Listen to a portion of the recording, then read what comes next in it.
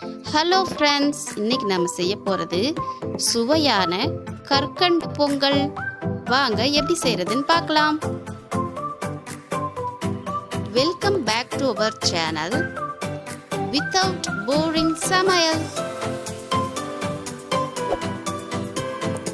1 cup பச்சரிசி, 1/4 cup பாசிப்பருப்பு சேர்த்து 4 டம்ளர் தண்ணி சேர்த்து 3 விசில் விட்டு எடுத்து வச்சுக்கலாம்.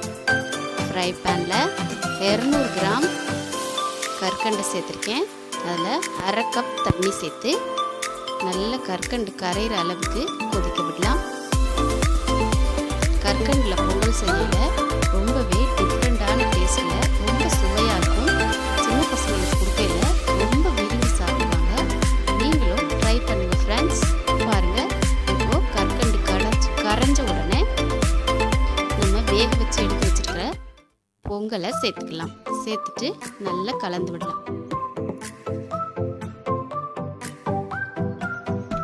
நல்லா கலந்து வந்துருச்சு. இப்போ இதில் 200 ml காய்ச்சி ஆற வச்ச பால் சேர்த்துக்கலாம். சேர்த்துட்டு நல்லா கலந்து விடுங்க.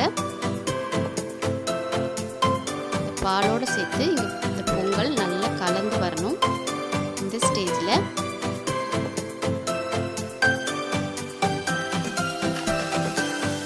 ஃப்ரை பேனில் 2 ஸ்பூன் நெய் சேர்த்துருக்கேன்.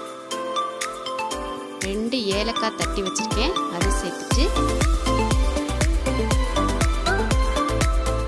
முந்திரி பருப்பு தேவையான அளவு சேர்த்து நல்லா கலந்து விட்டுக்கலாம்.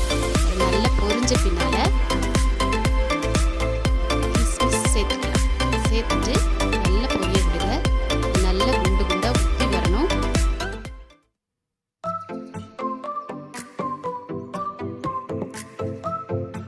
பாருங்க, நல்லா உப்பி வந்துருச்சு. இப்போ இதை பொங்கலில் சேர்த்துக்கலாம்.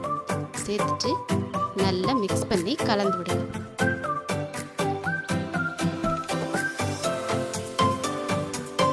அவ்வளோதாங்க, சுவையான கற்கண்டு பொங்கல் ரெடி.